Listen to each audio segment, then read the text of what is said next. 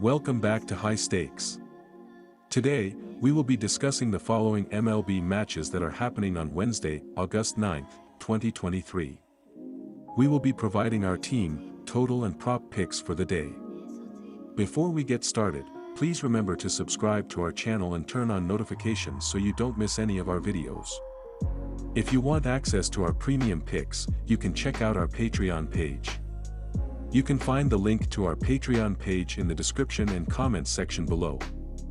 Miami Marlins vs Cincinnati Reds. Johnny Cueto has 49 career victories and a 68.1% win percentage at Great American Ballpark, but this isn't the same Cueto that was in his prime while pitching for Cincinnati. This is a 37-year-old Cueto who hasn't had a winning record since 2018 when he finished 3-2 with the Giants.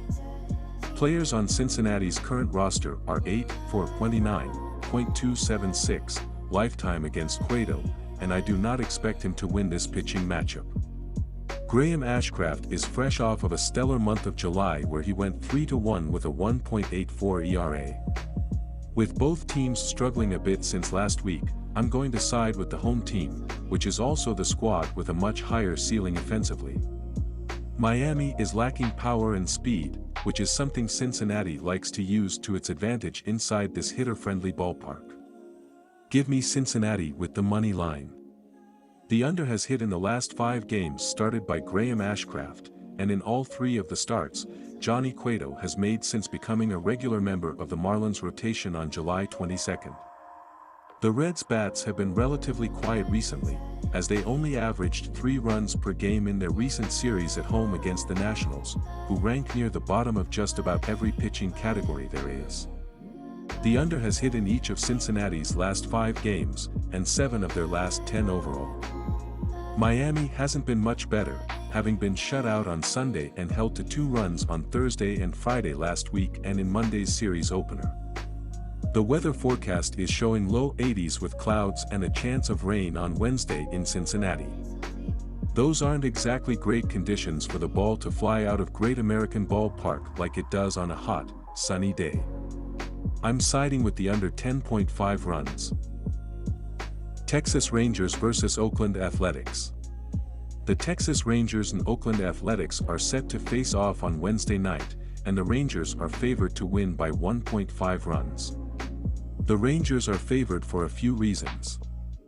First, they have a much better starting pitcher than the Athletics. Tarnock has been struggling for the Athletics, allowing 2 or more runs in 3 of his 4 appearances this season. Montgomery, on the other hand, has been solid for the Rangers, allowing 2 runs or fewer in his last 3 starts. Second, the Rangers have a better offense than the Athletics. The Rangers are averaging 4.6 runs per game this season, while the Athletics are averaging 3.9 runs per game. Third, the Rangers have a better track record against the Athletics this season. In 8 games against the Athletics, the Rangers have won 6 of them, and all 6 of their wins have been by 2 or more runs. Based on these factors, the Rangers are the better bet to win on Wednesday night. I recommend taking the Rangers minus 1.5 runs. I also like the over in this matchup as Texas offense should be able to mash Tarnock and get plenty of runs early on before facing Oakland's terrible bullpen. This season, the Rangers are 56-49-8 in hitting the over and Oakland is 58-48-7 in hitting the over. Meanwhile, in the 8 games these 2 teams have played, the games are averaging 10.5 runs per game. As well, Tarnock is allowing 2 runs per appearance, which is about 2.2 innings, while Montgomery is allowing 2.8 over his last 5 starts. Take the over.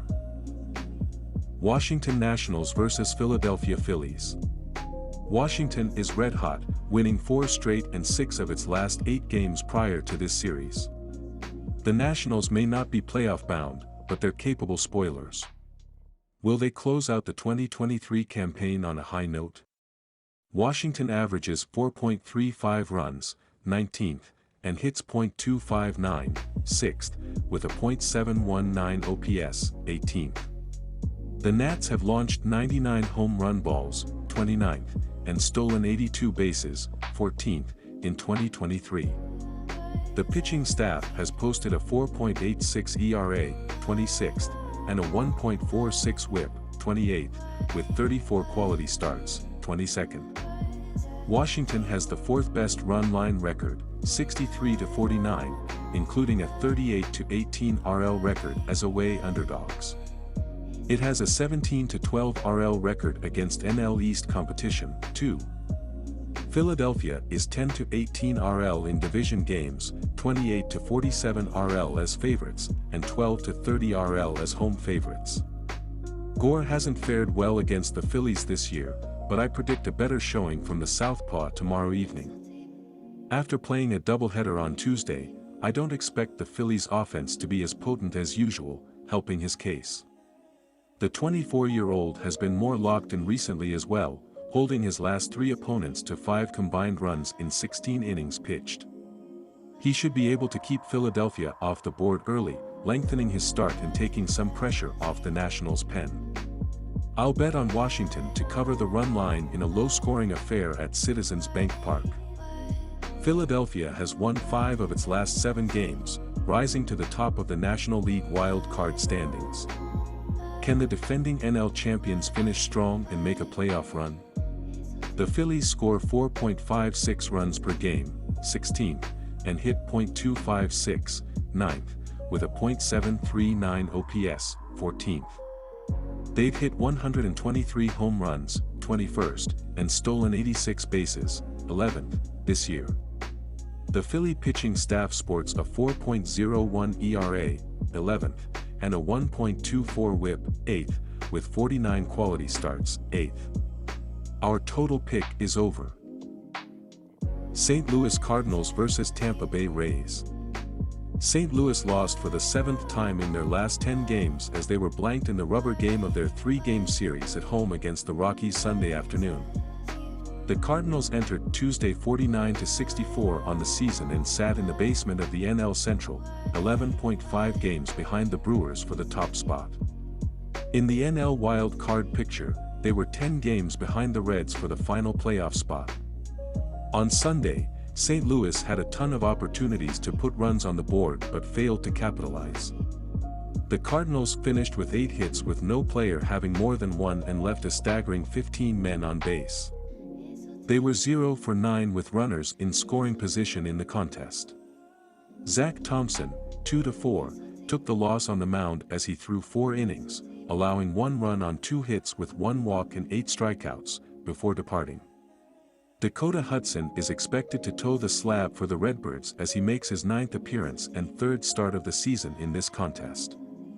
He comes in 2-0 with a 4.10 ERA, a 1.367 WHIP, 10 walks and 20 strikeouts over 26.1 innings of work on the year. Hudson earned the win in his last start, which came against the Twins at home last Tuesday. He threw 7 innings, allowing 3 runs on 2 hits with 3 walks and 7 strikeouts in a game the Cardinals won 7-3. In his last 3 appearances, 1 start, Hudson is 1-0 with a 5.40 ERA, a 1.43 WHIP, 7 walks and 12 strikeouts over 13.1 innings of work. Hudson didn't factor in the decision in his lone career start against the Rays, which came back on June 7, 2022. He threw 7 innings, allowing 1 run on 2 hits with 1 walk and 6 strikeouts in a game the Cardinals eventually lost 4-2 in 10 innings. That outing came at Tropicana Field, giving him a passing familiarity with the ballpark. The Cardinals are going nowhere fast, and even if they play hard, the fact remains that they simply don't have the depth, either in their lineup or in their pitching staff, to keep up with good teams. While Hudson was sharp in his last outing, the fact remains that he beat a Twins team that has had serious issues with putting runs on the board in timely situations this season. Facing a Tampa Bay team that is among the league's best at putting runs up is going to be a challenge. Glasnow was supposed to face the Tigers over the weekend only to miss that outing due to back spasms. The expectation is that he will go here, but even without him, we know how deep the Rays' pitching staff is. Give Tampa Bay the upper hand at home as they earn the victory here. Our team pick is Tampa Bay Rays. Tampa Bay won for the 5th time in 7 games as they outslugged Detroit on the road in the rubber game of that set Sunday afternoon.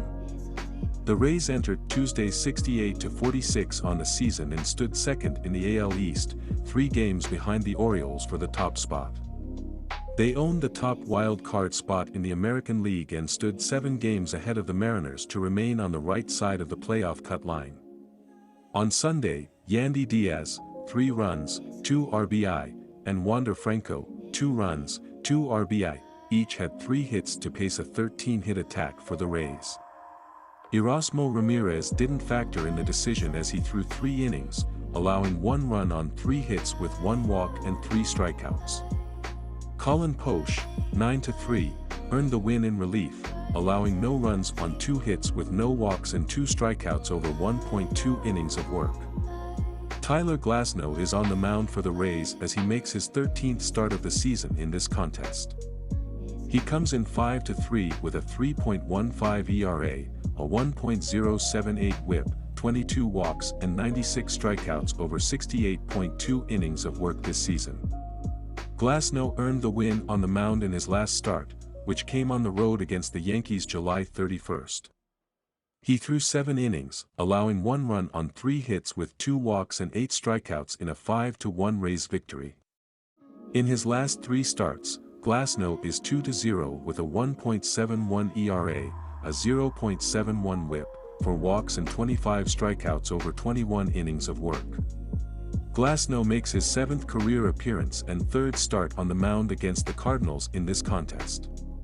He comes in 0-2 with a 2.45 ERA, a 1.036 whip, 9 walks and 17 strikeouts over 18.1 innings of work against them. Glasnow is 9-6 with a 3.19 ERA, a 1.012 whip, 44 walks and 234 strikeouts over 161 innings of work in 29 career starts at Tropicana Field. Our total pick is over.